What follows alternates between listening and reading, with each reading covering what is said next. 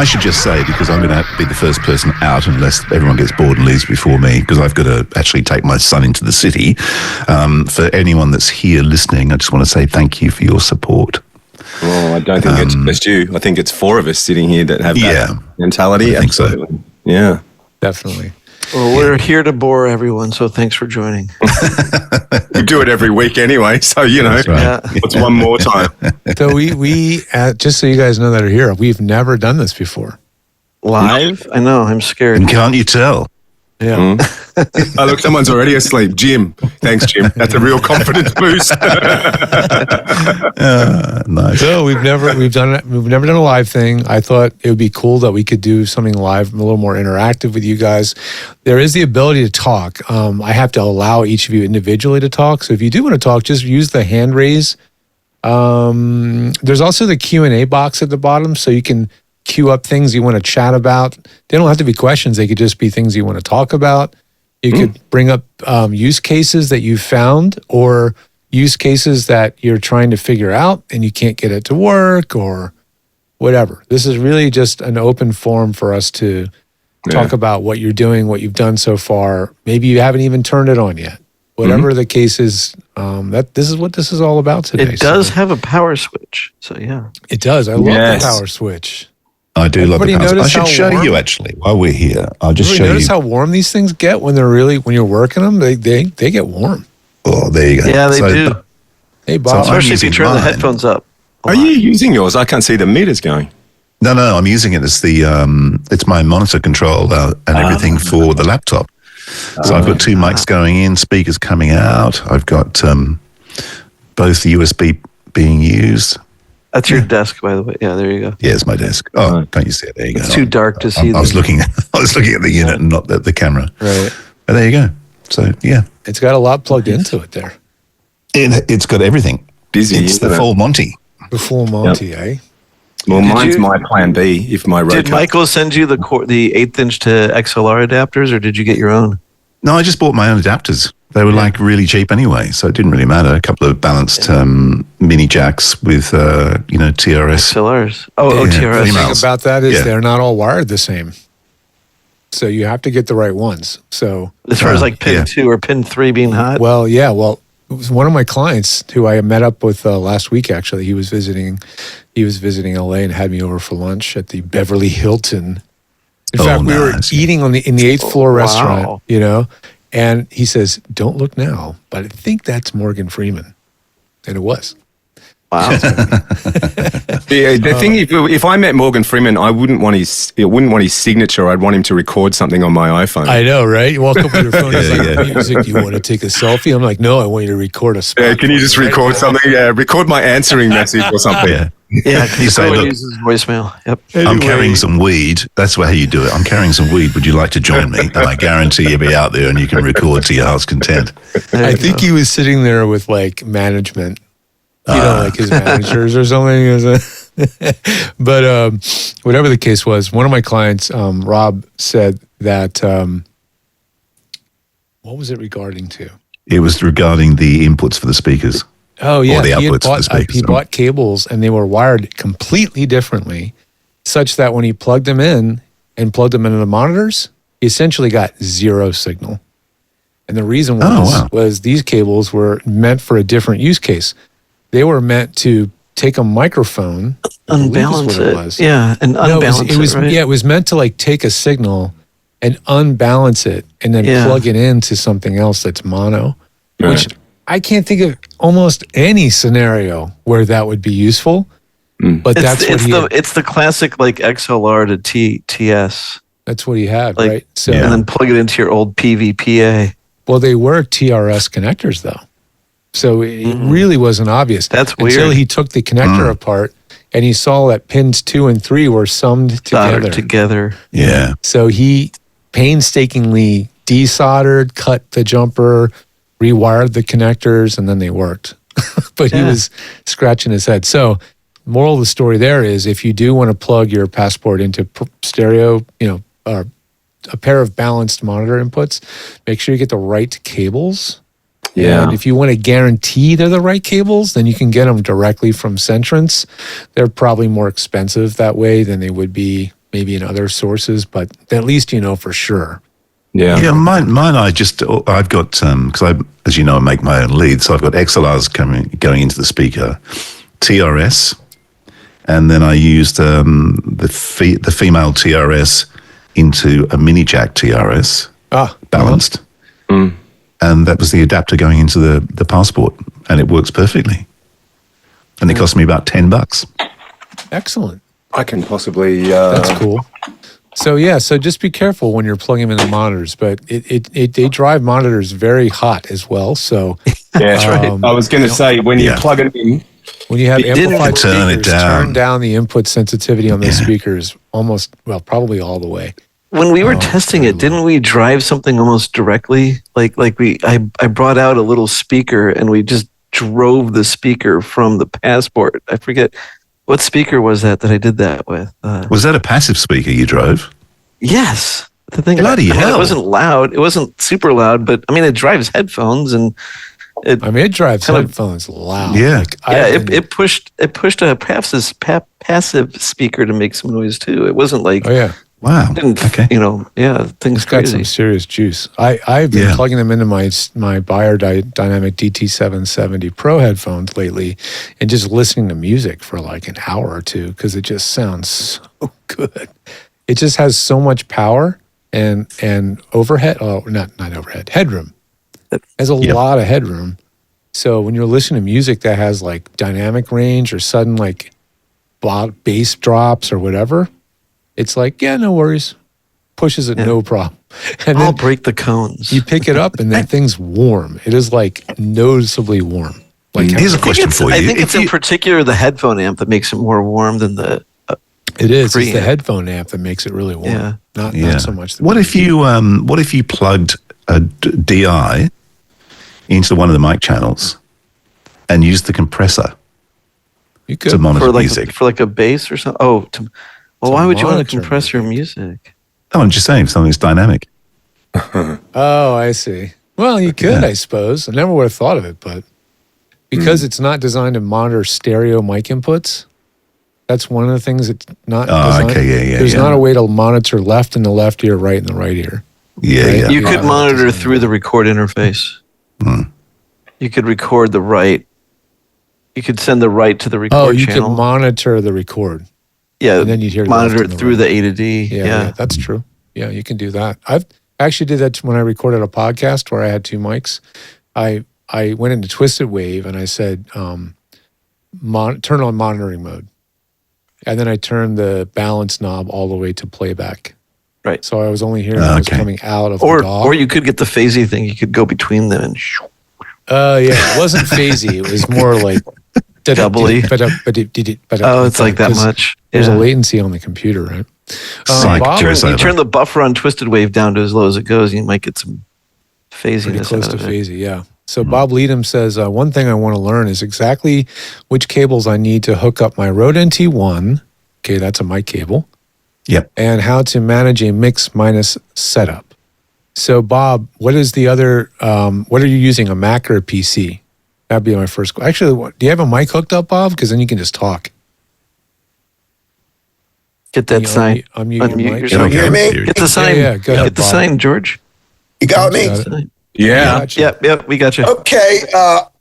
I'm using a MacBook Air M2. Oh, okay. Same exact computer I have. Okay.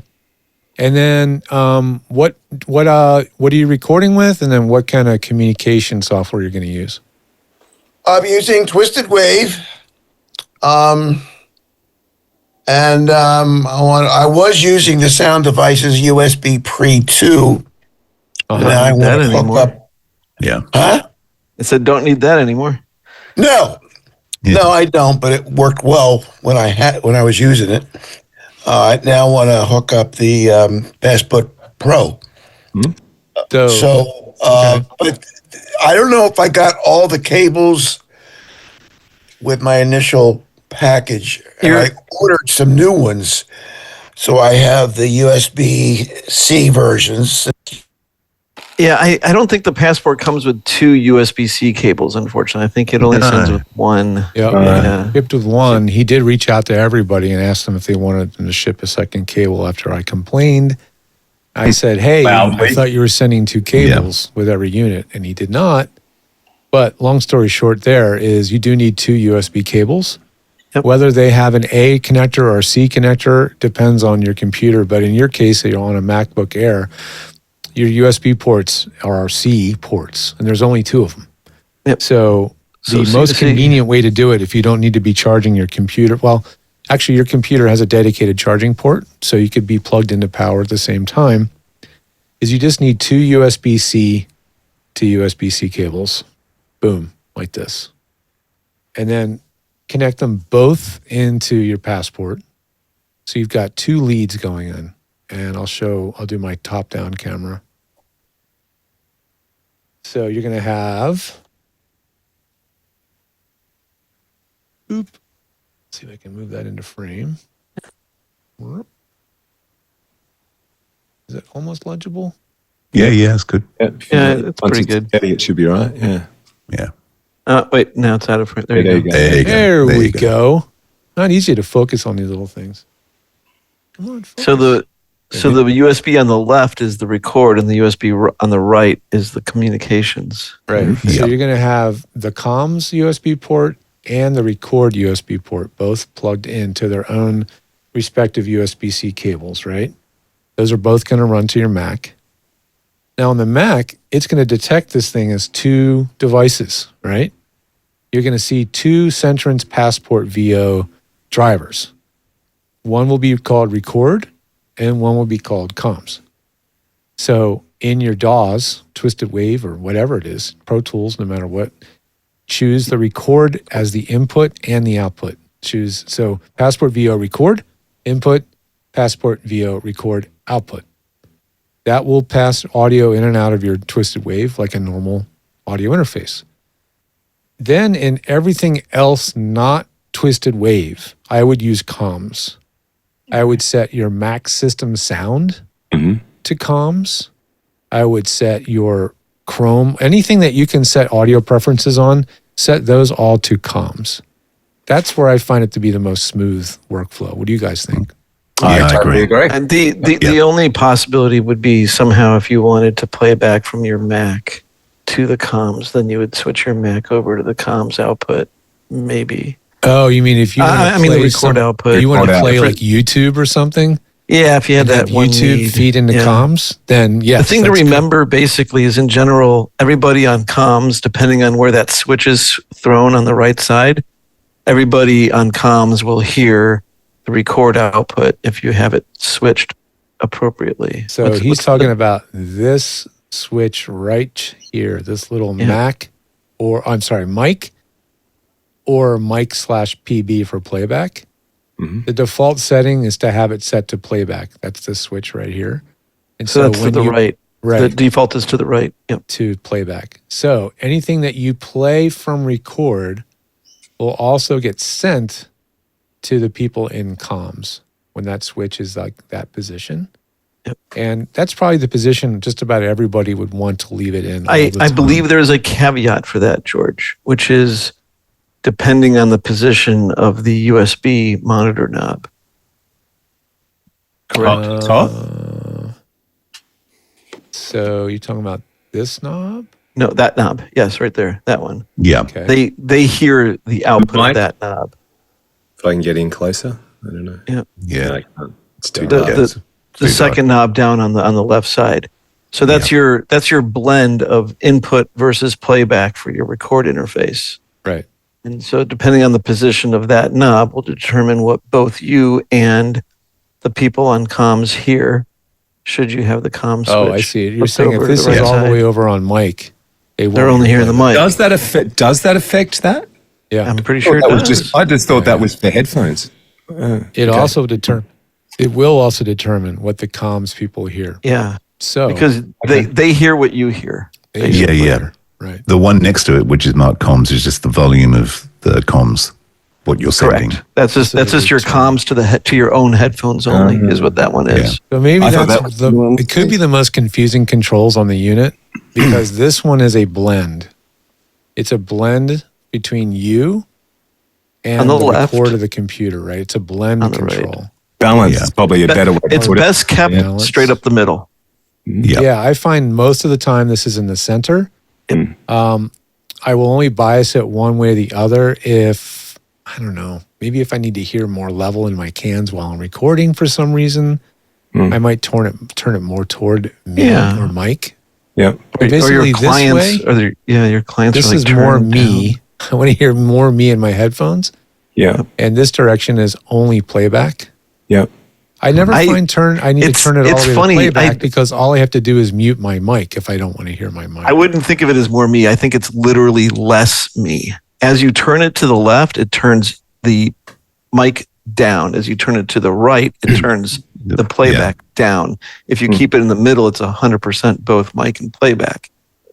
So it's not more. It's actually it's a trim down on left or right. The best and most efficient way to use that then would probably be to try and get balance in your headphones right in the door, the way you want to hear it, like using the output of Zoom. If your clients are too loud, turn your Zoom output down a bit so that your voice and their are balanced in your headphones, and then you've got that finer control during the session if you need it. So that it's a tricky dance between the two middle knobs and the bottom third and the third knob on the bottom, because it's basically the third knob on the bottom is your overall headphone gain, and then the second knob is your playback versus, which I honestly think for most people just keep it straight up the middle. Yeah, I think almost always you can leave that in the middle. If you don't I just saw a comment here.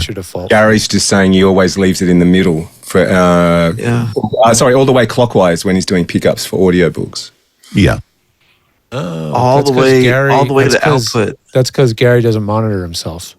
See, everything we've said so far assumes that you listen to yourself. Right? Yeah.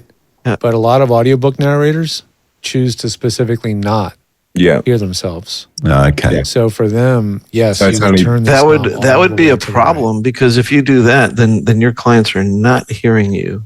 But if you're if you're recording if you're recording an audiobook, that doesn't matter. Yourself without people. Yes. Yeah. So you are just right about punching that, in. Robert. Yeah. If you have this knob all the way right and you're on a Zoom call, they will not hear you. They won't hear you. Yep. So that was a choice we had to make. There are certain things that we don't give you control over simply because it would A, make it even more complicated, and B, we just sort of ran out of space. It would have had to have been a switch, like mic to comms without your blend. If you're not particularly tech literate and some of this stuff gets a bit confusing, there is an old trick that we used to use to reset audio analog consoles back in the day when we were using multitrack, and you get a chinograph or a bit of liquid paper or something white and just put a dot where all your knobs should be, and that way at a glance you can look and go, yep, everything's cool, I'm set up and ready to go. That's a neat. Or just take a photo of it. Yeah, there you go. George is showing you right now. So where should that knob should be right in the middle there. Yeah, absolutely. Yeah. So if you're getting ready for a session, you can just glance down and make sure everything's in the right spot, and you can be confident that it's all going to happen. And even your switches too on the bass, you could do the same thing to make sure they're all in the right position as well. You're giving me PTSD from resetting a SSL console. I know. And for me, a Neve. I had to do that with a Neve. Oh, God. Yeah, I know. But this is a wax pencil like this, or China marker as Robert called it. Yeah, that's a great way to just have little spots, and they're very easy to wipe off later with a pencil or something, and it will help you remember. Over the years, I've done this on countless preamps for folks. This is where it goes. Right. This is where it goes. This is where it goes. Yeah. Mm-hmm. Yeah. Clients go, I used to run like masking tape along at the bottom and just mark it and just write what everything should be. That's like classic scribble strip. Classic thing. Scribble strip. Yeah, everybody had. In fact, to this day, a lot of boards now have a digital scribble strip. So where you write a written pencil, there's little screens, and they still call it a scribble strip. Yeah. Pro Tools have a nice little comment section down there. So if you're passing the session off to someone else, you can sort of go, this is what I did here and this is why and all that sort of stuff. I share sessions occasionally between me and bigger studios where they're doing the music and stuff and for advertising. And we'll do that quite often, is use the little comment section on each track. Yeah. Sure. All right, next question. Somebody asked about using with an iPad. Now, which iPad, Chris, is your iPad have a Lightning plug or a USB-C plug? He says, I want to use this as a simple setup. I'm wondering how you can use this with an iPad. I have Twisted Wave as my DAW on the iPad. Is there a video I can use and reference? Or will videos be made, or could you do a quick walkthrough? I can do a quick walkthrough. I think we're making one now. Yeah, there's not a ton of questions in here. So yeah. I would probably use the recorded interface for the iPad. So I don't have the iPad super handy, so I'll just use my iPhone, and it's frankly exactly the same. Yep. So, and then what software are you using, Chris? Because that Twisted will also Wave. matter. It'd be Twisted Wave Did he say on Twisted that. Wave? Yeah, and he's also, did you see Lightning he's using? He's using Lightning. Yeah. The Lightning and the USB-C will be exactly the same on Twisted Wave, whether you're on, depending on, it doesn't really matter which connector you're using in Twisted Wave from my experience. So I'll quickly just load Twisted Wave, and then you can look and see this is a thing that I actually asked Thomas from Twisted Wave. How do I choose my input? Because it's not obvious. There's not a drop-down menu. There's nothing painfully obvious how to choose what the input actually is. And then when he told me, I was like, oh, eureka. Like, why is that a hidden feature? But I'll show you guys right now. What do you do, like long click on the record button or something? Of course, this camera is not going to do. It's going to glare out. That's really interesting. It's working a little bit. Would you like long click on the record to get to it? Yes, you long click on the record. So yeah, the record button's down. Sorry, this is all upside down. So how about your playback? How do you get your playback? So you long click on the record button at the bottom of Twisted Wave. Yep. Boop. There it is. Surprise menu. No wonder this camera was given to me for free. It's a piece of crap. Yeah. Does that control record and playback, or just record? Record. So what's the Well, playback? you'll notice there's on the iPhone Pro, there are 3 microphones. Yes. There's a front, a bottom, and a back. Yeah. And then at the very bottom, bad demo because I turned the power off on it. Yes, it does help with power. That's also another tip too. If you're going to do this and you're going to be a long session, take a power brick with you. Damn, this camera stinks. It can't really. It's kind of glary. I can't tell what it says. You need like somehow try dimming down the iPhone screen by a bunch. Maybe it helps a little bit. Huh? There you go. That's better. Yeah, that's good. So you notice when you first plug it in, you might get that message. Yeah. Headphone or other device. Yeah, click headphone. I think just headphones. It is headphone. I've done it myself. I've got caught. Yeah. If you mess this setting up, it's resettable. It's actually in a weird place, but it's in the sound settings, and you can reset the state of the device. So I'll go headphones, and I will. There we go. Yeah, look at that. Now you see the passport in there. Entrance passport. So now you can choose that as your input in Twisted Wave. I'll tell you another thing that's interesting that not that it's going to affect. Does it go straight into record after you do that? Apparently. That's kind of goofy. Sorry, Andrew, go ahead. I was just going to say, if not that this is going to affect that many people, I wouldn't have thought, if any, apart from me. But I've got the 2 PASportVOs. Yeah. And so I use the one here on the desk. That's okay. Yeah, go ahead. Yeah, exactly.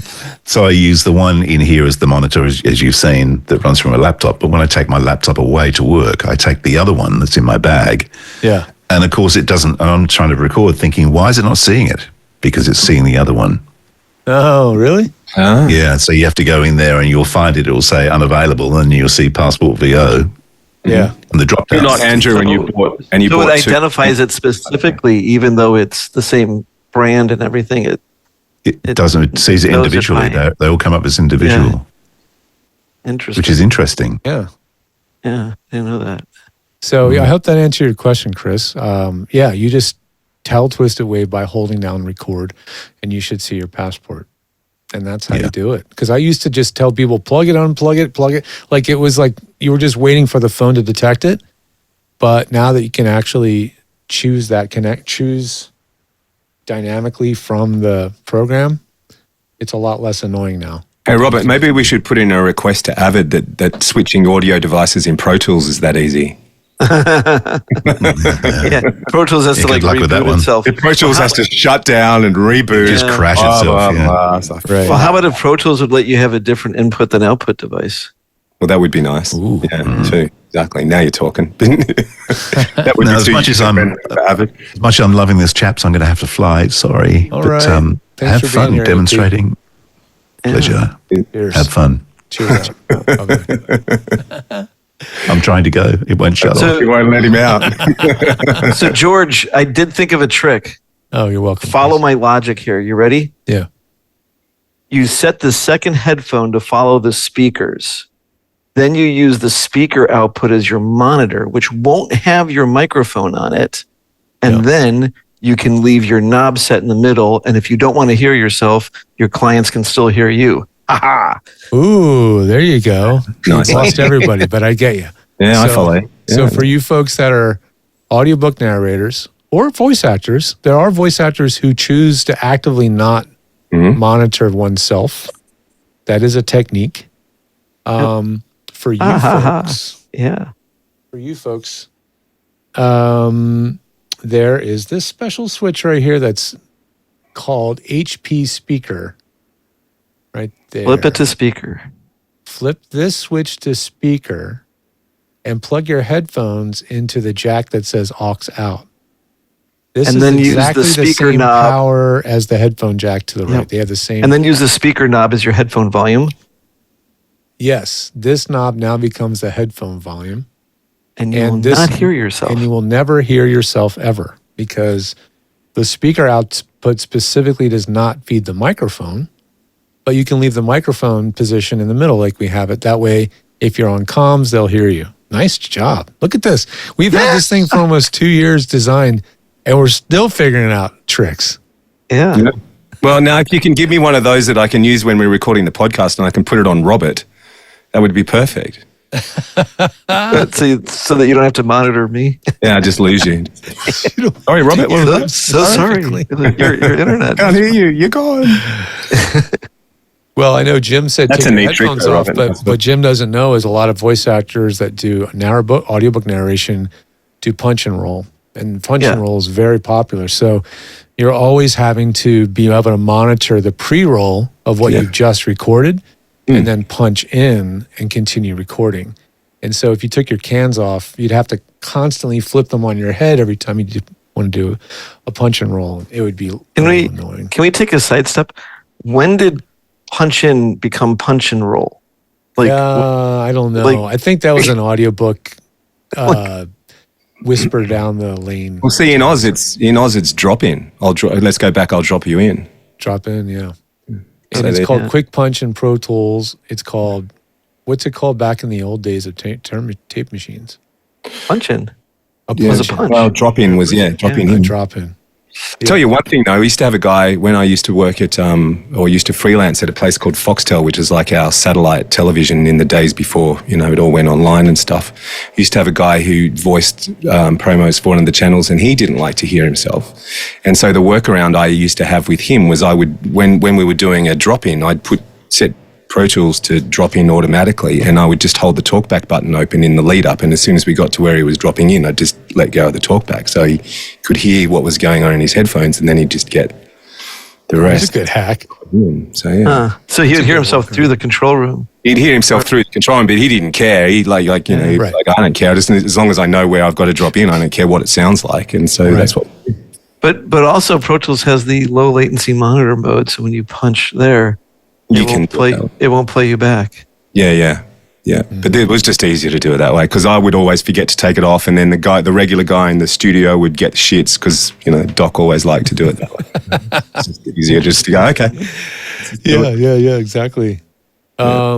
Come on, guys. I hope we're not here to be just entertaining you. There's a lot. Yeah, come on. I mean, anything, any questions? Yes, I have a question. This is Bob again about Go, the Bob. 4 switches on the front face at the top.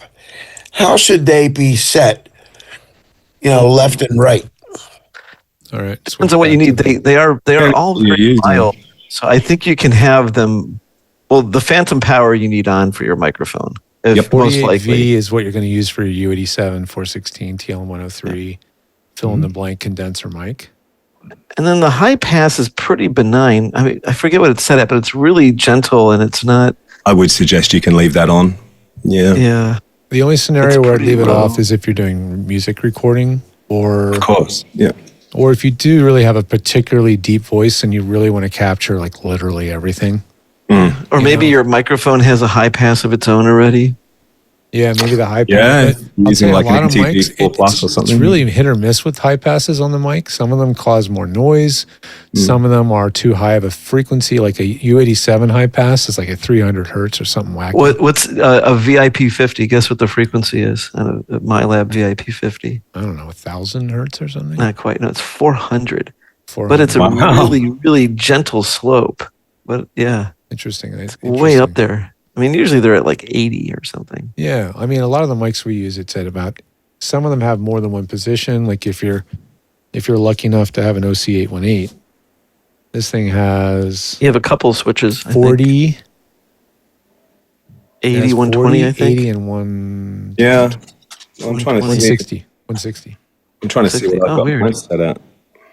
I've got So mine. which Well, would it's you just double, use? double, double. I mean, look at the math because they're just doubling it. 40, Yeah, they're double, doubling. 80, double 160. 40, 80. Yeah. 160. Well, I've got mine set at 40, so there you go. So, Yeah. which is probably doing So nothing but getting rid of any It's low doing drum. almost nothing. But like if you were to pop the mic even with 40 on, it would be less destructive to your speakers. 80 would probably be a better choice. But Yeah. The Yeah, question so- is the slope on that because then it causes maybe other ringing or other. But I'd say they're all the bottom pretty line is you have to listen. benign. You got to use your ears. It is, If you're right? not really Yeah. sure, send us samples. You can And get. I didn't realize the Passport is smaller than the OC818. That's pretty funny, huh? Yeah. Here we go. A total eclipse of the Passport. Yeah. I didn't realize that. Yeah. It's crazy.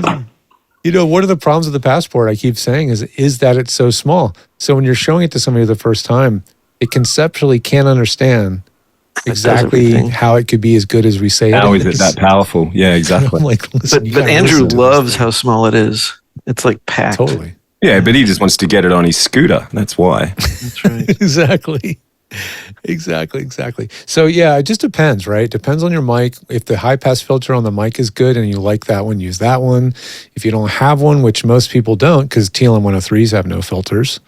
So I would say if you're on a TLM 103, turn on the high pass filter, full stop. It just, that mic picks up plosives, plate tectonic shifts, seismic shifts, Farts. Yeah. farts, ant farts. Oh, those are plosives. Yeah. And then this side is the other channel, right? So Yeah. Yeah. if that's second right. microphone, you would set your other phantom power and high pass accordingly. But while we're on it, we should talk about the limiter switch because the limiter on this is quite good in the sense that it's out of the way when you want it out of the way, and it gets in there and it's pretty effective. Yeah, it's when called needed. compressor or comp.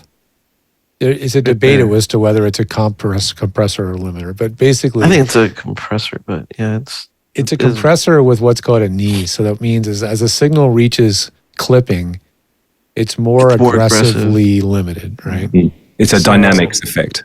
If you But it want to be really, I mean, you really got to blast it to get it to clip with that limiter on. But yet that limiter compressor doesn't really seem to have much of a sound if you kind of stay in its early stages. And there's no setting to it. You just flip it on, and really the setting is where you put your mic gain. Yeah. So, the more I forget, what is it? compression- minus 12 is where it kicks in, I think. minus 12, That's maybe right. minus 10, somewhere in there. Yeah, it's right in there. So as the signal reaches somewhere around minus 12 or so, when the starts compressor's to on, gradually it'll work. start to gradually compress as you get closer and closer to zero. They If get you want the harder. compression to be more aggressive, you just simply increase your gain a bit. And that will give you the effect of a more aggressive compressor.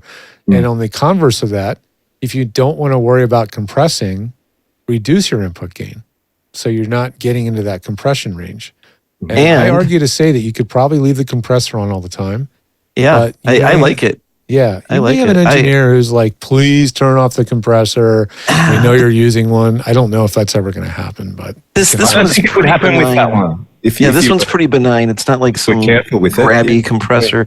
But the other fun thing is if you keep your eye on the ring of the monitor knob, the second knob down, yeah, it will actually, you can see the compressor light happen within there. So in this little crack right here, So there is an LED on the board that didn't make its way to it's the knob below it. It's the second knob down. You see down here, you see it? that one? Yes, that's where you see the compressor light. There's a compressor light on the board, which It didn't never got make it brought to to the the front top. panel due to space constraints, budget, etc. Like we could have had a light pipe and had a little light here. Just didn't happen, but It it's would there. have made making it So- a nightmare. Yeah, by fluke more than design, but it's there. Yeah. So if you happen to notice when you're playing with the compression and trying to make it clip, and you happen to see a light glowing or flickering under here, and you're going, "What in the hell is that?" Yeah, that's the compressor Kicking in. light. When it's gig. There's another question. Yay, Gary. Have any of you tested the Passport preamps versus using an outboard preamp into the PASportVO through a TRS cable and into the mic input, and what are your results? I understand that from George, that using the TRS cable input won't bypass its internal preamps completely. That is correct. That is another one of those couldn't make it We really happen. wanted to, but We wanted to, but why. it was a budget concern. It was additional switches. We just lost that battle. Well, what do you guys think? I don't know if I personally haven't spent a lot of time A/Bing using an external preamp versus the internal preamp and then checking for distortion, et cetera, et cetera, et cetera. So my understanding, and I believe what Michael said, was that the preamp input is very high overhead or has very high headroom. And so if you set this input gain essentially all the way down, that's not off. There's a real misconception about gain knobs that when they're all the way down, it's off. It's not. I have a funny story about one that goes all the way off. You know how mic chips work, that the gain is really a feedback loop? No. Yeah, it's so actually what happens when you turn the gain down, mic chips work with a feedback loop, and you're just turning the feedback to be What's a mic chip? less. What? You're talking about mic chips? What do you mean? What's The a chip, mic like the little IC chips that are mic preamps, or He was really hungry just a after style of mic preamp uses like open feedback into a. Oh, It's anyways. I mean, not a discrete preamp. Correct. Well, I mean, possibly even with discrete preamps, it's more about the design of the preamp, but it uses a feedback loop to get the gain. It's like it is how it makes the gain. Right. So, with some So you're saying it preamps- adds to itself with the feedback? Is Yeah, that- yeah. It's a little bit beyond me. I'd have to go back to college to remember it, but because like there's very few mic preamps that use true gain. Usually, mic preamps are all full gain and then they trim down. Oh, I see. And so with some of them, if you go all the way down to 0 with the gain, it will go into full feedback and it will whistle. Oh, Really? this one doesn't do that. Just so you Yeah. know. Thank you for that diversion. Everybody in the room's going, what the fuck's he talking Boring. Yeah. So with this setup, if you put this on minimum gain and use the 1/4 inch combo jack, you should be able to plug in just about any preamp and not worry about clipping its input stage. With some exceptions, some preamps have a really, really hot output, plus 14 maybe, plus 10, I don't know, really high. So it's still possible. Plus 4. It would be plus 4. It would They be a should be normal- +4, but some of them can Yeah. output far higher than that. So you just have to pay attention. If you're actively clipping the input of this thing, if you're seeing 0 light up when this is on the minimum setting, go to your preamp, outboard preamp, and just turn it down a click or turn it down a little bit. Or if Can I- the can I- preamp has an output level, turn down the output level Exactly. on the preamp. Just a Yeah. little If your bit. Can I ask you a really naive question here? But Sure. why? Why would you want to do that? I mean, unless you particularly love the sound of your preamp and you want to go through the Passport for a mixed You mic. can have a very sweet preamp. I mean, you could have one with like a fat transformer on the I guess output. if you had and a like what it Neve does. or something, something with a lot of color, or if you were using a full-blown channel strip with a de-esser and an expander and all this other crap, then maybe I could see wanting to use all that stuff. But really the intention, guys, is to not have to use any of that stuff due to the quality of this thing's circuitry. So at the end of the day, you're preamps gonna in there have are pretty neat, you know. Yeah, You're gonna I mean, have this to use preamp your does not have color, but it is very clean and very like true. Yeah. To use another brand's name. And one guy said, "You guys might as well be speaking Korean here."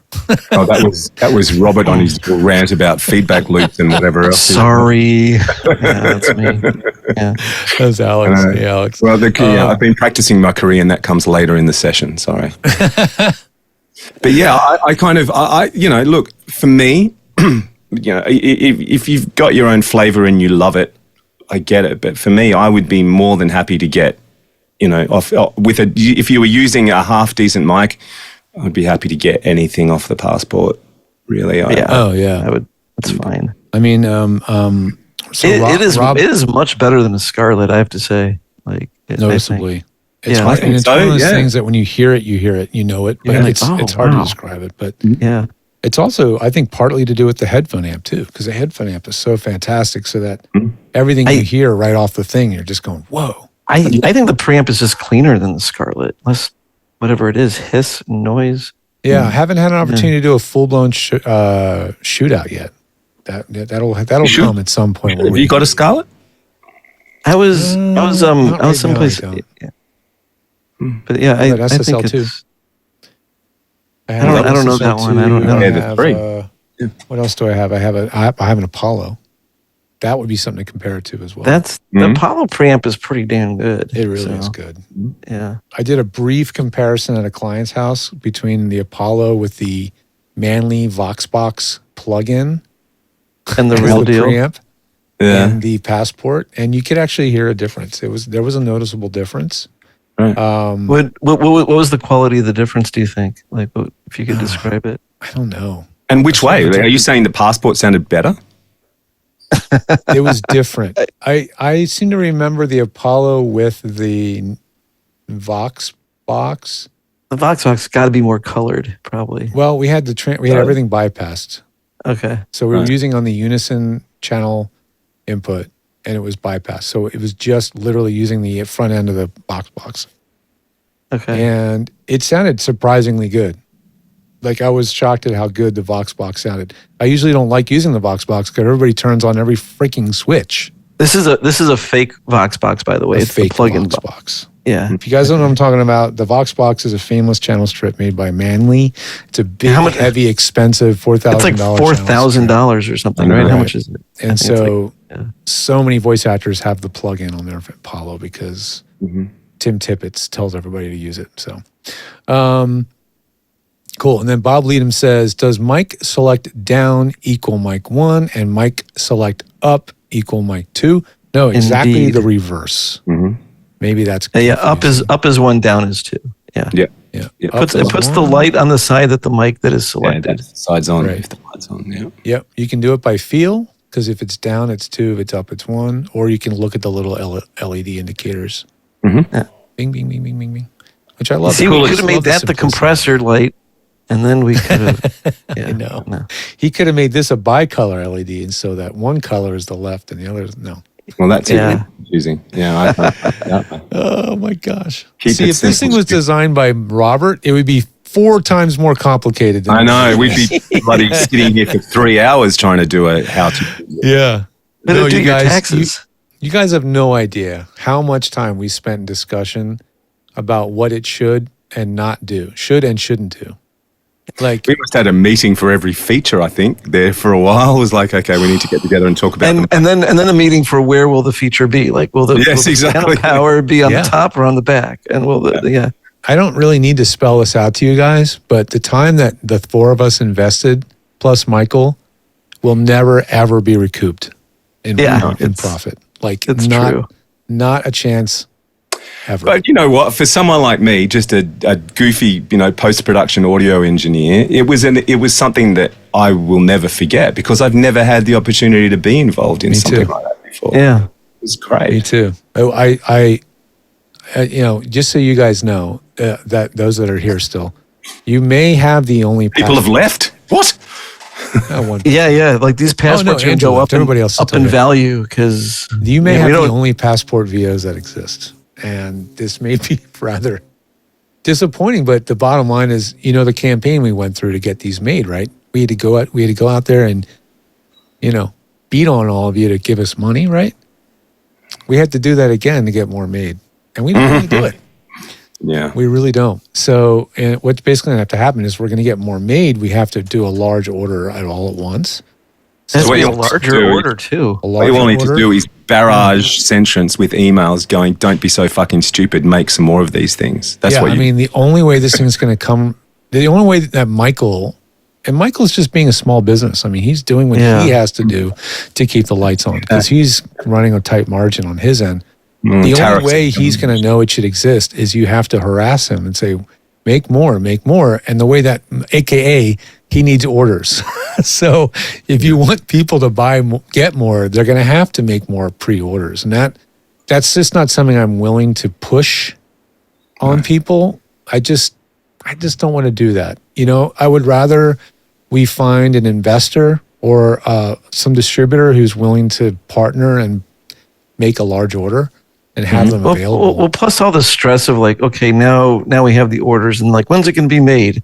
And this problem and that problem. It's going to be a year. Now it's 2 years. And then you start feeling really guilty about what's going on and you try your best. And on both sides, there's all these issues. Like some people are like, well, I just gave you my money. What's going on? And on the other side, it's like, this is a hugely complex project. And I don't at all fault Michael in the sense that I agree. I think he buried so much time into this that it's just such a niche product. We all agree that the results are awesome. We're really proud of what we came up with, and we think it's well built. We think the sound quality is up there with just about anything else, even at higher price points. And frankly, if this were priced the way other pro audio gear is priced, it would probably be several $100s more, because of the margins and all that stuff required to distribute them, sell them to another company, have them sell them and have margin and all that stuff. It was sold at a tight margin. So long story short, you guys may have the only ones, but if we have anything to do with it, we'll either be more passports in the same design that you're seeing here now, or possibly another iteration that may look completely different. Depends on. We on don't know yet. It doesn't. We're just going to have to wait and see what happens with tariffs, what happens with trade, and what happens with tariffs definitely messed with it a huge amount. Yeah, that was a deciding factor as well as to. I think that was the final deciding like factor, the wasn't it? I mean, that was the nail in the coffin. That was the nail in the coffin. Well, there was a couple nails. There's another nail in the coffin, which is the USB chips that are internal to the unit went out of production. So for those that followed this production process from beginning to end, you may recall that happened once before. So the first design schematic that was laid out had to be redesigned back in a year and a half ago, because those chips you couldn't get the chips. Right. Yep. So then Michael went out of his way to find another chip, hoping that other manufacturer would not do the same thing, and put those in the design, redesigned it, got the new things locked and designed and finished and shipped. And then a month ago, or whatever it was, not that long ago, they decided to start making AI chips. is what they're focusing on. Oh, is that really? Literally, yeah. That's literally what he told me. Is it TSMC or something like that out of Taiwan? I don't know. I don't know who it is, actually. He didn't tell me exactly who, but he was like, they just want to start focusing on like chips with better power, like not these like little commodity chips that they neural engine processors. Yeah, whatever an AI chip is, I don't even know. That's crazy. But just going back to the fact that we hoping that there will be more of this iteration Yeah. But if there's not, the beautiful thing that still comes back here is there's nothing in here that needs updating. So whatever happens, this will always work. You know, you won't be sitting around going, "Oh, I can't use it anymore because it needs an update to work with." Blah blah. That was like a primary design requirement. Was as long as you can plug it into a USB, you're away. I can only think of one audio interface that's native, or would you say class compliant, that stopped working. With the sound devices? Pre. Yeah, the sound devices. The original USB Pre was a 32-bit chipset that would not work on a 64-bit computer. And PCs and Mac all went 64-bit like 15 years ago. So as soon as that happened, that product became a brick, right? Which is unfortunate. Now, this product does not become a brick. Never be a brick. Because it's still a fully functioning preamp. It's still a high-end preamp. It's still usable as a product. It's not bricked. So it'll be many, many, many years before 64-bit computers become obsolete. Yeah. And that would be the only thing I could think of. And that would be, I don't know when that will ever happen. But if there's such a massive change to the USB spec and they decide not to make it backwards compatible. But we should also mention too that the warranty will still be the warranty that honored was as given well. to The you warranties will still be honored. Yeah. And there's no reason why this could not be serviced. So if something were to fail in the future, you would be able to take this to any good quality amp, guitar amp or power amp or any kind of amp. I don't know about that. Design. I mean, it is surface mount. Like, I don't know that it's surface mount, but it's repairable. It's not like an IC has to be replaced that you can never find because it's proprietary. A proprietary IC, chip. Right? Well, the USB chip. Well, the USB chip. Well, if the USB chips go bad, then oh well. Kind of the end of it anyway. Yeah. Exactly. But it won't be easy to pick a piece off that board because it's a surface mount board and it is tight. Yeah, I'm not going to say it'd be easy, but it is. Yeah. It's possible. Possible. He was telling me that some of the chips now, to make them smaller, the leads go directly off the bottom. They don't go off the side. Oh yeah. So you need like some sort of special machine that can somehow get under there. I don't know even how it does it, and it can remove the chip, but you can't. Wow. Like even if you were the best operator of what's that game, Operation. Operation. Yeah. Yeah. My childhood had some use. Then there you go. All right, some more questions are queuing up. Thankfully, save us from ourselves. Thank you, Jim. So, can you briefly review the settings for doing a remote via Zoom using Audition as the DAW? I may have missed it in some of the videos, but it's not clear to me on the PDF cheat sheet that you put together. All right, so what you're going to do in Adobe Audition. This is a Mac or Windows? I guess it doesn't really matter in a sense, obviously. Yeah. Want me to share my screen? I can show you Audition, and we can show him how to set his inputs and outputs. Sure. Audition. Let me open it up. Do you have your Passport connected? I don't have my Passport connected, but I can show him where to go to set up the ins and outs and stuff. I might be able to do one better if I plug this into the computer. Oh, okay. I don't mind. But it'll take me a minute. I do love this thing, man. I'm bummed that we can't get the. Does anyone else besides me panic when it says an older session of this is open? Do you want to save it or do you want to review it later? And you go, just delete it. Do you freeze? Do you freeze for a minute? I kind of go, what was I doing last time I was using Audition? Shit, I don't remember. Oh my God. Okay, so here you go. So all right, we'll let you share. Yeah, I can't show exactly what the Passport. I know, but is it letting you share it? Hang on, I've got to go back to Zoom. Hang on, sorry. I don't know if I have to give you permission or not. Out to.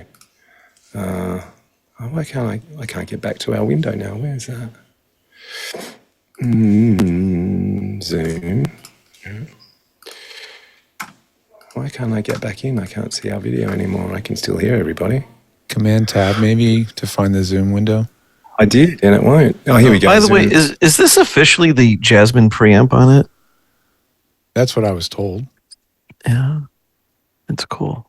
Here we are. All right, here we go. So yeah, share. I can share. Yep, here we go.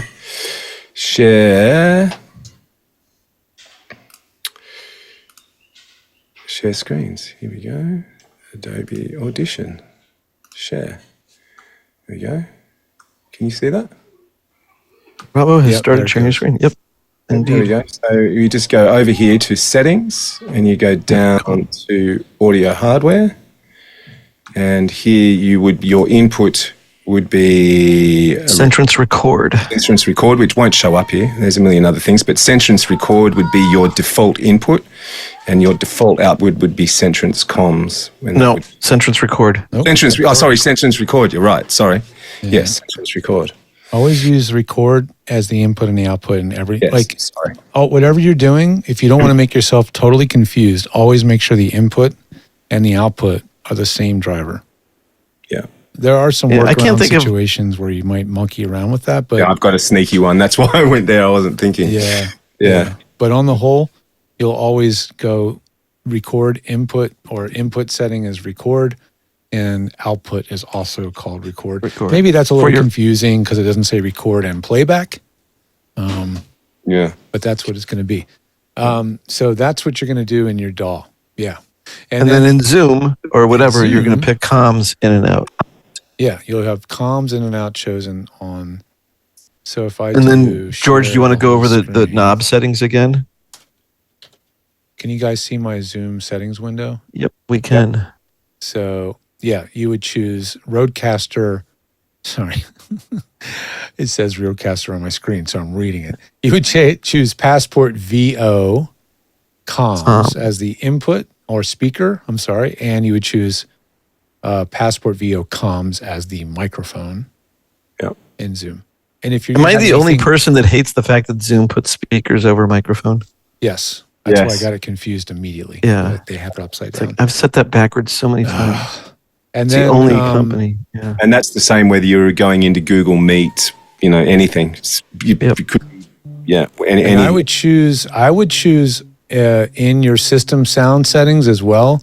I would choose comms as well, because Chrome does wacky stuff on Mac. I don't know if it does the same thing on Windows, but Chrome doesn't care what speaker output you set in the Chrome app. It will use system sound as the output.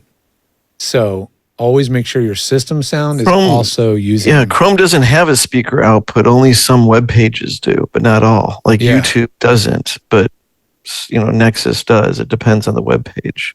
Right. So as a rule of thumb, when you're trying to get everything to work, make sure your system sound is on PASportVO comms, and that will almost always solve your problems. So here's a question. How would you set up Source Connect? I would personally set up Source Connect on the record side, and I think it'd be the only, or maybe not. I don't know. Maybe you just do Source Connect on the comm side anyways as well. What do you think? The only reason why I think on the record side is because then it's getting that output straight from the mic, and that's what you want. As opposed to through the mix minus circuit.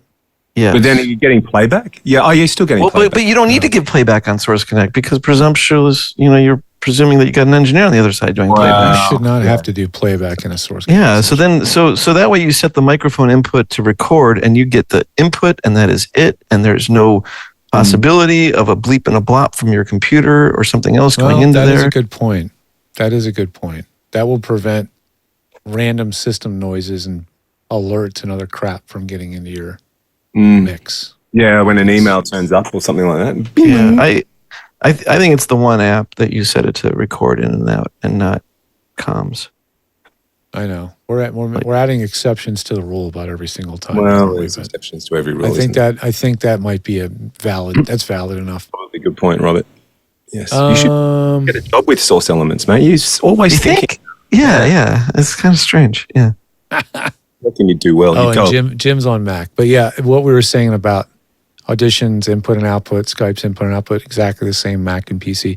And that's another thing that's neat about this, because it's not using any specific sound drivers that are platform dependent or, work on Linux or any of that. Yeah, it should work on Linux. It should work on any OS that can speak to an audio device through USB. Maybe not Commodore 64, but yeah. I don't know. Maybe there's an adapter for that. Yeah. do it to back up to cassette when you're done. Yeah. Right. So was that the only one that you love that noise? Is that why I became an audio engineer? Yeah, I don't know. Another question from the Peanut Gallery. Hey, Ted. Hey, yeah, loving using it so far, smiley face. When using the minus 12 dB option, one needs to be recording in stereo, correct? Yes. You have to have a stereo track because the input left channel is the unpadded channel and the right channel is the padded channel, meaning that that 12 dB pad is what the right channel will record. And when you're done, you'll have a stereo audio file. I'm just going to talk from Twisted Wave because that's my mentality. But if you're in Pro Tools, you'd have two separate tracks, a left input track and a right input track. But in Twisted Wave, after you're done, you would separate the two. So in Twisted Wave, if you have a stereo file recorded, it's super, super duper easy to separate the two out. And then what you can do is you would look through, and if you have clipping on, if you have any clipping on the primary channel, the left channel, I would just throw out the left channel and just preserve the right channel. Make it easy. I don't think I would try to comp them together. I think that would be really tricky, right? So if it was me, I would just keep channel right, knowing that it's just 12 dB down. And if you're recording in 24-bit 48K, that difference in level shouldn't be audible. You will not hear any difference. It'll just be 12 dB down. And George, do you remember, is that split pre or post limiter? I think it's post limiter. I believe it's still post limiter because limiter's on the preamp. Yeah, it is post limiter. That's right. Yeah, it's post limiter. Yep. Yeah. So I'm not still sharing the screen. Oh, I am still sharing the screen. Sorry about that. I was just going to try to open up a file in Twisted Wave and just show you what that would look like. New stereo. What actually the person Ted? I think you're a Twisted Wave guy, Ted. If it's something else you're running, tell me. Speak now, and I'll try a different program that makes sense for you. No, Twisted Wave. That's me. Yes. Oh yeah. Okay, Twisted Wave. Okay, cool. So and Dell, yes, we're recording this, mate, Dell, and I'll yes, of course, send you guys a link once it's So then in Twisted Wave, you'd have to figure out how to output a separate mono file because that'd create an interleaved file. Yeah, I'm going to show you right now. A little bit easier in Pro Tools. So here's Twisted Wave. So if you record a stereo file, which you're not doing because of the sound driver I'm using right now is mono, it's still recording only a left channel. But when you're done recording, you'd have the left channel on the top, the right channel on the bottom. The right channel would be 12 dB lower than the left. When you're done, if your left channel has a lot of clipping, if you click at the top half of the waveform, you'll notice it selects only that channel, right? So it's very easy to choose one or the other. Actually, what you can do now is once you've chosen, let's say the left channel is blown out, you would just go to the edit window and do remove channel. And you will now have only the right channel as a mono file. So super easy in Twisted Wave. So is there a way in Twisted Wave if you did want to bring the left channel up or the right channel up to the left, could you copy paste between channels? Yeah, you can double click on the lower half of the right channel, double click select on the upper that half section. of the left channel, paste. Can you just show the this line got clipped? Copy something from the bottom, paste it on the top. Well, yeah, if you're going to comp together, which would be tricky because the dBs will be off and you'll have to figure out how to make them match. But you could copy something from the bottom half and paste it over the top half. Okay. But as you can see, it's tricky to get it to be in sync. Yeah. Because the selections aren't going to be locked in time. So like if I selected this piece here, copied it, I could paste it over here. So you can't move your selection up? You can't, like in Pro Tools? It's not like Pro Tools, like P up and... down. Yeah. It's very simple. Twisted Wave. There are quite a things that you sacrifice when you're using Twisted Wave for the... Well, I mean, let's face it. How many voiceover artists are comping their sessions? Let's be honest. So really honestly, I don't recommend that you be comping your sessions. And if you have enough skills as an engineer, you're probably not recording in Twisted Wave anyway. True. You're probably going to be recording. If you're going to be comping your sessions, you probably won't be using Twisted Wave. You're right. I doubt it. Like, there could be exceptions to that rule because some people that know Pro Tools may still use Twisted Wave because they like the simplicity of the UI. But I don't think I'd be comping anything. I would just. I might argue it's possibly more stable. What, Twisted Wave? Twisted Wave? Yeah, it might be more stable than Pro Tools. Yeah. You get your session done without 3 crashes. Yeah, exactly. Yeah. There's no doubt that it's pretty stable. There's that. I think there's another question in the question box which got hidden behind layers of windows. Here we go. There it is. Cool, Ted. Great question. There's another part to his question. Do I need to somehow use the second channel XLR, or will it just record a second channel signal through the same cable? Is it really that simple? You do not need to use a second XLR. That's what the -10 or -12 dB option does, is it runs a lower gain copy of your main left input. Actually, Right. of either input, whatever microphone you've selected, or is it's only the left? Because there is a goofy thing about this. If you were to, what did we figure out? That if you were to select the second microphone. No, it's after the AB switch. You can record either one. It's going to Right. do the No. same thing. When you're recording comms or something, there's that's some a different goofy thing that could situation. happen. Yeah, That if yeah. If you leave this switch on the bottom, it's called the record channel to source. If you leave it in the left position, that's the -12 dB mode, then you can use this with either input, mic 1 or mic 2. And then it will take that signal and effectively split it out, like fork out that signal. And it now goes out to left and right. But the right signal goes through a pad, a 12 dB pad. It's basically a resistor. Isn't that all a pad is? Pretty much. It's just a resistor at a certain value. Yeah. And that drops the signal down. So, yeah, it's all in there. Before the A to D converter. No So what I was splitter, no talking about, nothing. what I was talking about is that if you have it in the stereo record option, like channel 1 and 2, which I can't read here, but which one is it? The middle position of the switch. The middle position. So if you do that and then you select mic number 2, you're just going to get a dual mono file of mic 2. Yeah, you'll have a left channel of input 2 and a right channel, of input 2. Yeah, exactly. Don't do that. Don't do that unless you have a reason, and I can't imagine what that I don't know what the reason is. Reason you would have. Yeah, it'd be a good one. Yeah. And if you guys have any ideas for another, I made those 7 quick start guides, or maybe there's 8 of them now. If you have an idea for another quick start guide that we didn't cover, please let me know. I'll make another one. It's really easy. Now that I have that template made, I can just mark up another guide for another scenario. I have a question for everybody. Who all is interested in flipping that switch far over to the right side and having your clients record on the right side? Is that to record your direction, or to record a coach, or to record a guest on your podcast? an interview too? Yeah. Yeah, I don't know if any of you guys have used that mode yet, but it's there if you do need it. Okay, Alex says, can you review all the buttons on the bottom and where they should be defaulted to? What's the headphone speaker button, and where should the button right next to that be defaulted at?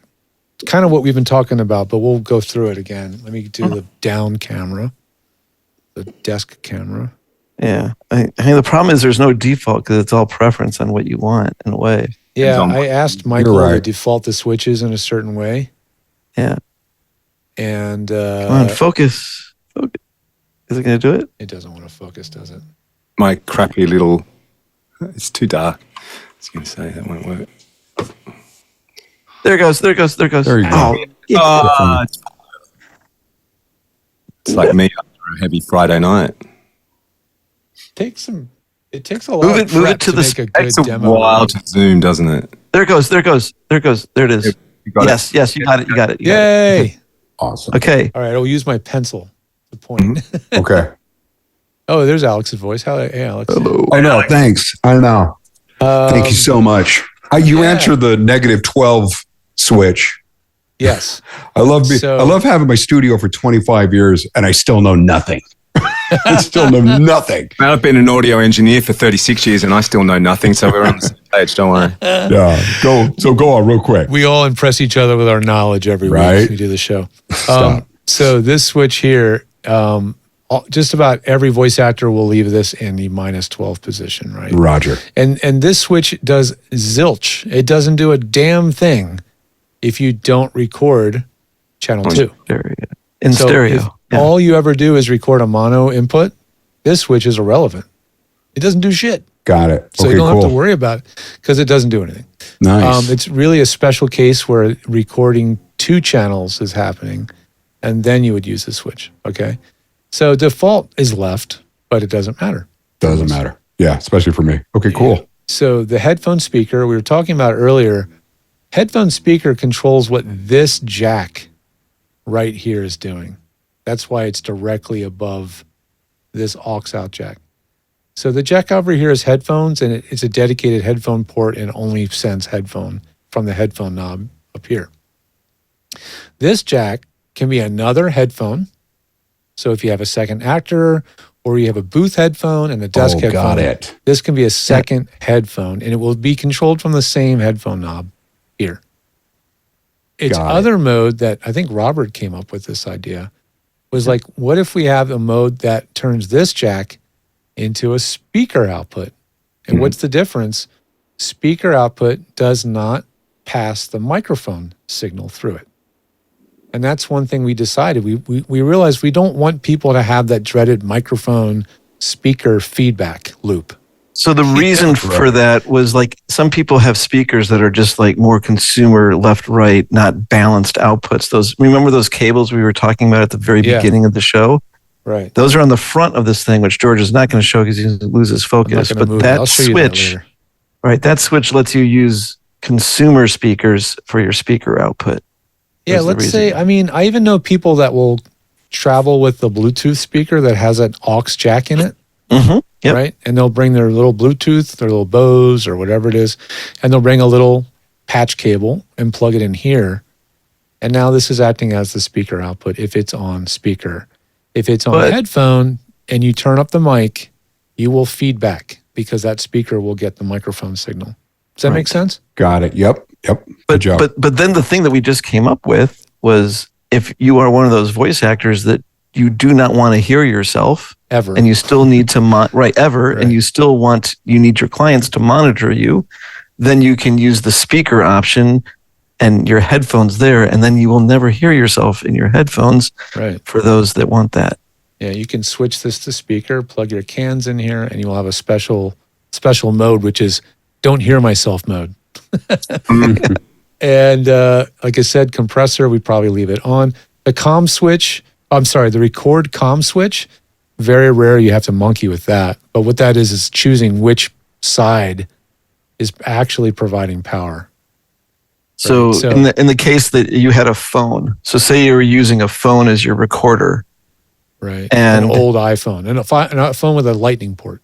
Yeah, and they don't provide power this thing. You'd want to flip that switch to the right if you had the comms plugged into your computer. Right. So let's say your phone's here and you have nothing plugged into the port over here because you're just using it with a phone.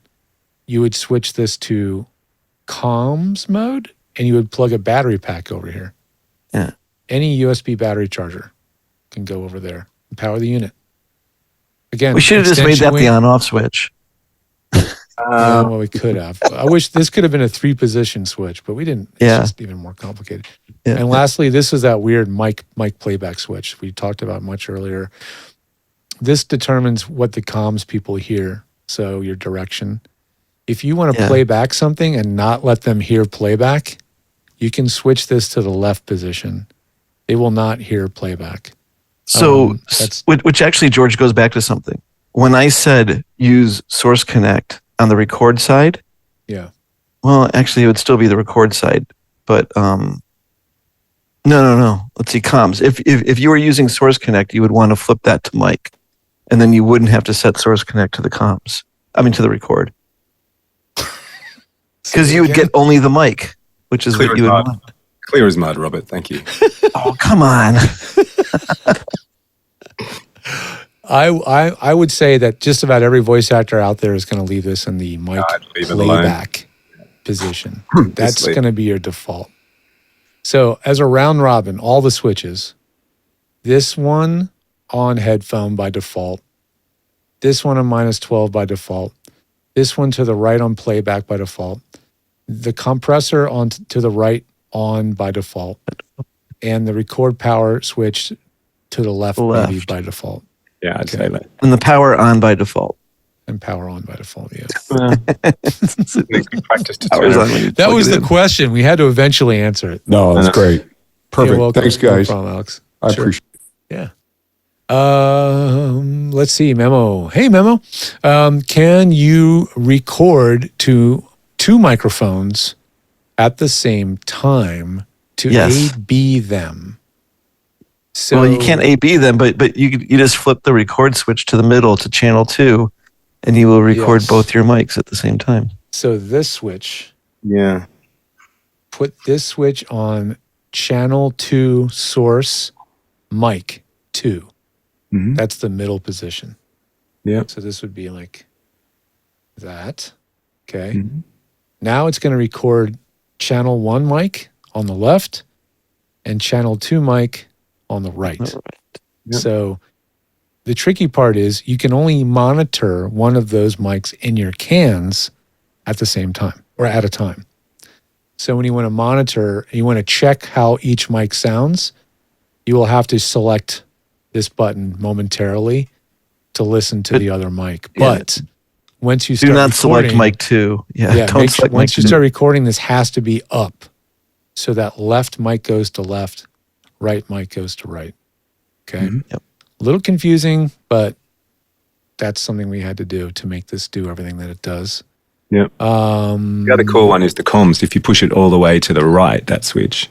Yeah. So this switch in the right position is podcasting mode. I'm going to call it podcasting mode.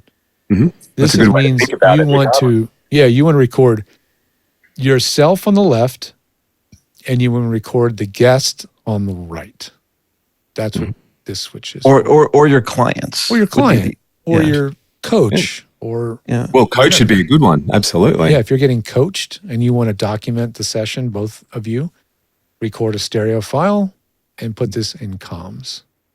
Just remember, this switch is only relevant when you're recording both left and right. You've got to record Only- stereo. Yeah. So Yeah. before we wrap up, we still have a little more time. I think we're going to wrap this up in about 10 minutes. I want to show the other side. So these are the obvious ones, but these two little outliers over here, these are those speaker monitor outputs we were talking about. These are for connecting professional studio monitor speakers that have amplifiers. Or if you're really unusual, your power amp that powers your monitor speakers. That's where they get their signal. Oh, yeah. I guess you could do that. These yeah. are tip ring sleeve balanced, which is what any professional mixer would actually use, right? Mine. And you need a cable like you're seeing that Robo's Robo's holding holding up. Right? So that one feeds out the tip ring sleeve and turns it into XLR male. And every professional powered monitor out there on the market pretty much has XLR in. If for some reason yours does not, and it's only TRS, I think that's really, really rare. I can't think of any monitors that don't have XLR in. At least professional. ARKs. Yeah. Like some KRKs and some of the sort of Really? mid-grade, some of like the desktop-y. Yeah. Yeah. They have. May only have 1/4 inch. Maybe Or they have 1/4 inch as well as XLR. Yeah, well, my KRKs have both. Sorry, my KRKs. Yeah. My audios have both. Yeah. I think Yeah. those little IK Multimedia Mini. Those They micro have mini monitors, jacks. They have Yeah, mini they have only, mini. right? Yeah, they have RCA. No, like they have and mini. RCA. They have RCA and mini. So those would be a case for flipping the switch on the front over to speaker and using that. Right. So if you're plugging in unbalanced speakers that only have RCA, you would not use those two jacks on the rear because now you have a balanced to unbalanced mismatch, Nasty. right? You would not use these for a speaker that has RCAs or a single mini jack input. You would use aux out and you'd switch this to speaker. and that would become your speaker outputs. Mm-hmm. I love how ridiculously flexible this thing is. God, whoever came up with this thing was full of good ideas, weren't they? Seriously. And had too much time on their hands. Apparently. Yes, I was going to say that. Too much time. Right, that's what it is. Yeah. Too much time. Well, the Q&A queue is empty. So I want to basically at this point give you guys one more. I've been using Source Connect while. Hey man, whatever works for you. Seriously, there's if it's working for you, don't screw with it. Yeah, this was the argument that Robert was making to use Source Connect in record mode instead of comms mode, or flip the comms switch over to mic. Yeah, but if it's working, Amy, and you're not having any issues, seriously, leave it. Don't screw with it. Yeah. I will say the real advantage to that, Amy, is let's say you want to record something in the background while the session's happening, and you want to play it back without them hearing it. That's the way to do it. Because if you play something back and your DAW is also on record, they will not hear the playback. It doesn't create the loopback effect, the mix minus. Yeah. So with the mic selected, you're talking about, or with records as the input. I'm not even talking about channel 2 or anything. I'm just talking about if you set Source Connect to the record driver like you recommended. Yeah. If they play something back in their DAW, it will not feed back into Source Connect. Correct. You have to use that separate comms bus. Right. Unless it's on the same track. If they're recording on track 1 in Pro Tools and they play track 1 off Pro Tools, it should be that. No, they won't. No, it still won't go back. Of course it won't. Yeah, no, sorry. So to be clear, like the people on Source Connect have two ways of doing this. One is set the input of Source Connect to be the record input. That will make it so that they only get your microphone. That's probably the easiest thing to do. I'd say that's the best way to do it. That was my number one choice. The other one is if you do set it to comms and you want to make sure they only get your mic, flip that comms mic switch over to mic, and that will also make it so they only get your microphone and not your playback. I've seen some rare cases where people are kind of multitasking and they want to maybe like you're on hold. Like, we're going to wait for the client to approve the mix, and you're just in the booth and you have literally nothing to do and you're just sitting there. If you want to listen back to the computer, watch a YouTube, listen to music or whatever, that might be a scenario where you would be best off just using record only. And then whatever you play, they're not going to hear it. Now, if your cans are too hot and you leave your mic on, they might hear it. But best practice would be is while they're doing approval and you're just sitting there twiddling your thumbs, is leave your mic muted. And that way they won't hear random noises from your studio. You know what? Speaking as an audio engineer, though, if you're in that situation, I reckon you've got every right to say, hey, listen, guys, I'm going to jump off. Give me a call, if you need me. I as an engineer, I wouldn't have a problem with that whatsoever. But it's true. This is like one of the only audio interfaces with an actual mute button on a real mute, not a pad. Yes. Like it's an actual mute. We should have called it the swear button. I reckon that would have been. Well, you remember, you guys, I found a company that makes custom printed vinyl overlays. Oh, yeah. And they can print a vinyl overlay with pre die cut to fit this panel. Oh, okay. And so I have that email in my follow-up one day thing, and we could make our own custom overlays that say like, STFU or some kind of funny little logo there. This knob could say like more me, or I don't know. You could label all these with unique things, and have it be custom. So if anybody really wants that, let me know, and I'll let you know what it would take to get that done. But that would be cool. So many great questions, you guys. This is awesome. I really appreciate everybody that came and engaged. This was, I think, a really good turnout. And but what was the turnout finally in the end? We had 14 attendees at the peak. So that's about 14%, 15% or so of the buyers. So thank you for joining us. Appreciate that, you guys. Thank you for buying. We could do it again in the future. I don't know when, but we'll just kind of gauge people's needs. And if I think there's a lot of folks who frankly just haven't really started using them yet in any like serious way. Yeah. Really? I know a lot of people that bought them as just sort of a accessory or a cool gadget, or maybe they bought it for that next trip they're going to go on and they haven't used it yet.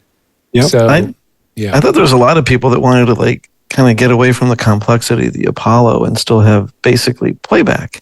well, I would be curious to hear from anybody that owns them, who has actually switched over, like full on, like full time committed to Passport as their Oh, I'd love to know that. primary. Yeah, I would love to know. I'd love to know what you guys replaced. Yeah. Someone right And there, I'd love Amy to has. know. Amy did, yeah. Yeah. I'd love to know what you guys replaced, what you were using before, and yeah, that would be really cool to know that. So. Yep. Amy and Send us Garrett. your at the end of this webinar. There's going to be a prompt. It's like a survey, and there's like an exit survey, and there's a field where you can type in stuff. So let us know. Yeah. Well, also, and I'll just put this out there too. You have the email that invited you to this. You now have my business email, and you have Pro Audio Suite email. If you've got questions, I'm more than happy for you to shoot them through. So, and I'm sure the guys will be happy to see whatever. It could end up on a future episode of Passport. Of our And if Pro you're Audio flying Suite. if you're flying on Spirit Airlines, it weighs a lot less than an Apollo too. That's what does every ounce count when you fly on Spirit? Oh, they're jerks. Yeah, they're like, Oh yeah. no! Oh my gosh! Cool, They're, cool. you know, like 50 a lot pounds, of people wondering if this was 50.1. recorded. Yes, it was. We should have. I'll made send that you the really link, clear. guys, once we've got it up somewhere. I'll shoot you a link to it. We'll add a little title card. Robbo will do his magic touch and give it a little Of course, Robbo will. title card. And then we'll put it up. And then Robbo, will we put this up? Will we just put it right up on YouTube? Well, I would. Do we put it? Yeah, I think we put it on YouTube. I think that's not a bad idea. And everybody who was invited to this webinar, I'll shoot them the link. And then, you know, in the future, if anyone's got any questions, I think this would be a good one to point them to. Yeah, I have no problem with this being public. I'd like anybody to be able to find this that's looking. for Just more my bad information. joke at the beginning. That's all. Edit that out. Talk about your haircut. What are we going to do about that? Yeah, exactly. So Memo used it on a trip. Used it with Source Connect. Gary's using his PASportVO every day. Amy Awesome. as well. Amy Here, switched out for it replayed- 100%. Yeah, Amy switched out. Jim says this guy's replaced a person's Studio 26C. Too late already. Typed it down. Oh, the Persona. What's- the Personas 26C interface. Yes, Yeah. he replaced it. Spell check. That's LD probably a says pretty complex interface, right? That thing It's sounds. a little bit. It's actually the 26C. I think is really just a 2 in 2 out. It's just their high Okay. quality one. All I right. could be wrong. And then yeah, it's just 2 in 2 out. LD says I use it. I only use it. Yeah. So love Fully it. switched. Well, I mean, Ted says the same thing. Fully I'll switched. put it out there. I went away on holidays at Christmas time and needed to work and took my laptop and the passport and I was doing post-production using it. So It's in my bag all the time, and I think Andrew All is the time. using it pretty much all the time. I mean, This he case still goes uses for his, me his everywhere. ID 14. What does he have? ID something in the studio. ID 4 is it? Oh, he has an Audient ID 44 in the studio. 44 in the studio. Yeah, but I think he uses the Passport on the road, and that's why he loves how tiny it is. It's another one switched over, fully switched to passport as well. Ted said, yeah. Awesome. A lot of people putting their trust in us. That's nice. That's really gratifying, you guys. Love it. Love Yeah. it. Love it. Love it. Love it. Greg, yes, of course, we'll get that recording out. I just saw your question. Sorry. And that's it. That'll do it. I guess we'll wrap it up. Thanks, Thank guys. you, everybody, for being here. Thank you for trusting us and backing the product. You guys, Yeah. are And having an patience with the exclusive delivery. club Yeah, and being very Yeah, patient well, with patience us. with the delivery. Wow. I was going to say thanks for sitting through an hour and a half of this, but you waited. But the Very wait to get the patient. product in your hand was a bigger one. Absolutely. Yeah, Totally. Yeah, we really appreciate it. We're very proud to have let this thing come to the world, and we're going to work hard to make sure it doesn't go away because we really believe in it. Fight, that's for sure. Yeah, not without but a fight. it's an uphill battle. I mean, like, Hardware is like- hard. yeah, I mean, a lot of like reality talks and being like, here's how it really is. Mm. Yeah. Yeah. I just knew, while I'm disappointed where we're at with getting more units made, I just knew that Centrance was the ones that could pull it off because they just have that track record We may consider partnering with another company. That's very, very early days. We're not going to divulge anything there yet. Bottom line is it's just a matter of volume. I mean, he made it clear the volume that's needed to really get this thing. I guess if anyone's interested in helping, if you want to spread the word. Yeah, spread the word. Has either anybody knows an angel investor, is an angel investor, or just knows where to find money. At the end, it needs a small redesign so we can find a new chip for it, and then it needs a big enough order to actually do a full pressing and not like a. I guess this was more like in his mind as like a proof of concept, proof of product, limited run. Yeah. Yep. Well, that's what it's supposed to be, but yeah. Yeah. I thought we were going to be able to order less on the second run. Yeah, we did too. Yeah. Well, we've learned a tremendous amount in this process, and we're really proud of the results. So thanks, everybody. All right. Guess we'll say goodbye, sign off, and hang on. Before you do, let me take a I've got to think about my social media. Let me take a quick screenshot. Thumbs up, boys. Oh yeah. Hang on, let me hold up the passport next to my face. There's the thumb.